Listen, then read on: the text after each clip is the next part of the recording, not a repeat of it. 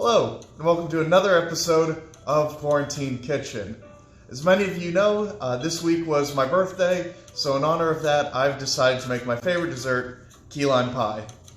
So this should be a fairly quick recipe, but the stages need to be spaced out a little bit so that everything can have time to cool.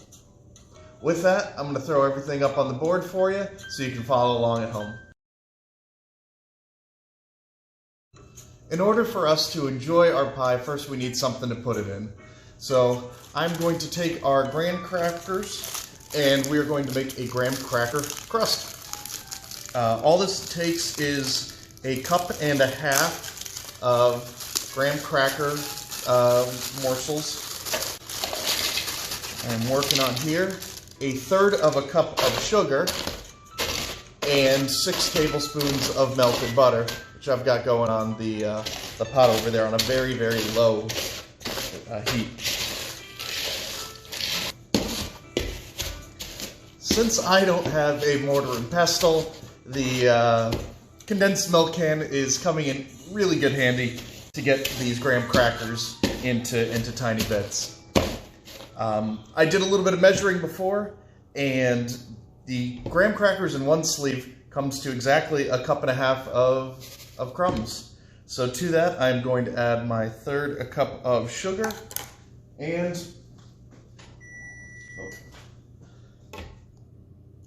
my melted butter. You might have heard the oven going off. That is preheated to should be preheated to 375 degrees for our crust here in a moment. While the butter is still warm, you want to make sure and get everything stirred up nicely. And then I'm going to do a quick buttering of our Pyrex bowl so that nothing sticks to it when we try and take the pie out. All right. And then it's time to get your hands dirty. We are pouring this in and pressing it into the mold. So just push it to the sides and try and keep it as even as possible. It may get a little thin in places. While I was getting ready to start our filling, the pie crust is already finished. So let's take a look at that.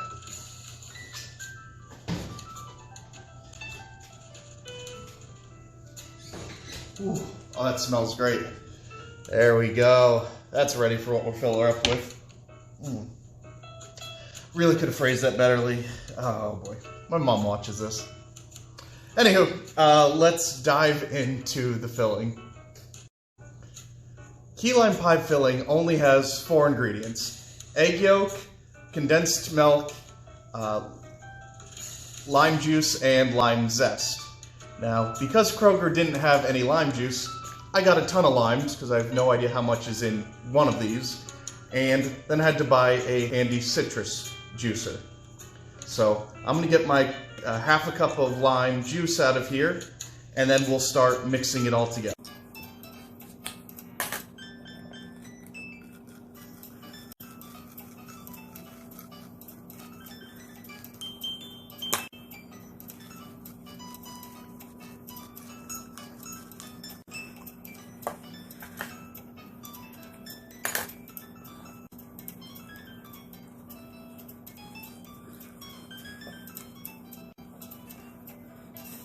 It took a little while, but I've got my lime juice and my lime zest ready to go.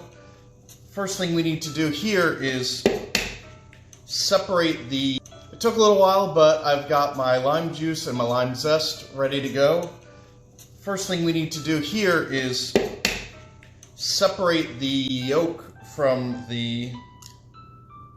And I've already got this backwards. You really want to do this over a bowl that you're not going to use. But since I started here, I'll just keep using it. And put the yolks in here to the side. So yes, you want to be doing this over a bowl you're not planning on using. And then you just want to have the yolk dance back and forth between the two halves of your shell here. I've also heard of a trick where you can use a water bottle and literally just suck the yolk up into it. Now that we're back with a clean bowl and our yolks, I'm going to add the yolk here to our pestle slash sweetened condensed milk. So we're going to want to put the whole can in there.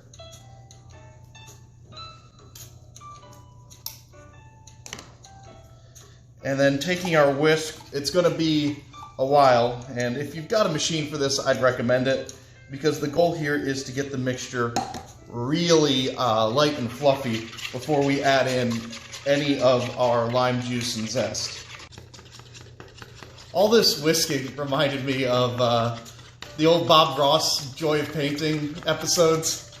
He always used to say whenever he was cleaning off his brushes, he just wanted to beat the devil out of it. And then he'd smack the brush around the canvas a bit. It always cracked me up.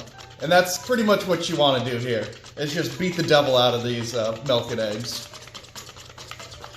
I just like to wash brushes. Shake it off.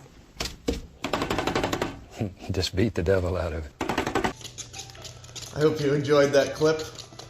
I've now got the lime juice and zest added to our mixture. So I'm going to continue whipping it for a little bit while longer and just let it sit for a few minutes to solidify. Our pie crust is cool and ready to go, so we're going to be adding the mixture into the crust and putting it into the oven for about 15 minutes, still on 375. Let's get this show on the road. Adding all of our filling into the pie crust. I was a little worried I didn't get the crust high enough, but it looks like the fillings get it just enough room to breathe. All right, and our Pyrex is nice and cool, so let's toss her in. And set the timer for 15 minutes. And we're good to go. So I've got about 10 minutes until the pie is ready, and an abundance of limes. If you find yourself in a similar situation, have I got an idea for you? Take one of the limes, cut off either end of it, and cut vertically to have the lime. Make sure to score it, and then you want to either third or quarter these limes, depending on how thick you like it. Then take a glass, a little bit of ice, some tequila, in this case it will be Cazadores, and some soda water.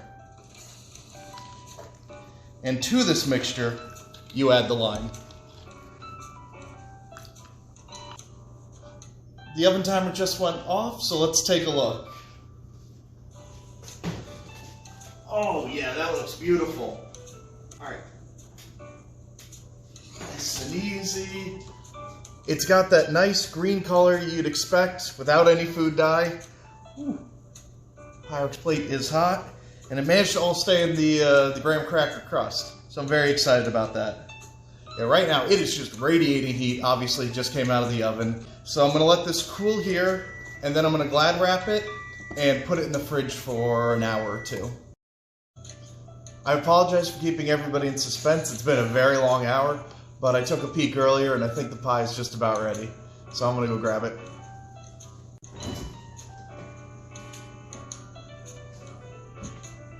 Oh yeah. Beautiful color. You can even see a bit of the zest in there. Now before we dig in, I'm going to do a little bit of presentation work. I mean, it's just me eating it, but why not make it nice? Got some thinly sliced limes here to go around the edge.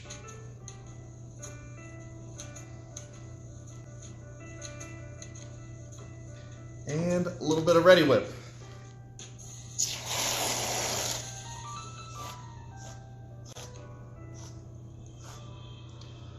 Okay, so all right, I butchered the pie to get myself a slice that looks something like this. I don't care what it looks like as long as it's good, so fingers crossed.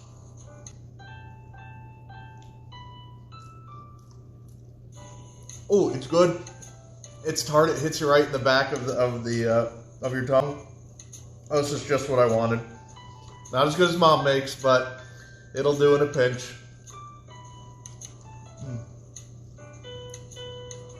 Yeah, the graham cracker crust came out nice. Just nice and firm. It hasn't been affected by the filling put in there. Still crisp. I'm thrilled. I'm happy I'm ruining my dinner by eating this now. All in all, another successful dish and episode of Quarantine Kitchen. To all my viewers out there who are unfortunately experiencing less than fun birthdays because of the quarantine, I just wanted to take the time to wish you all a happy birthday. So thanks for watching. I'll catch you next time.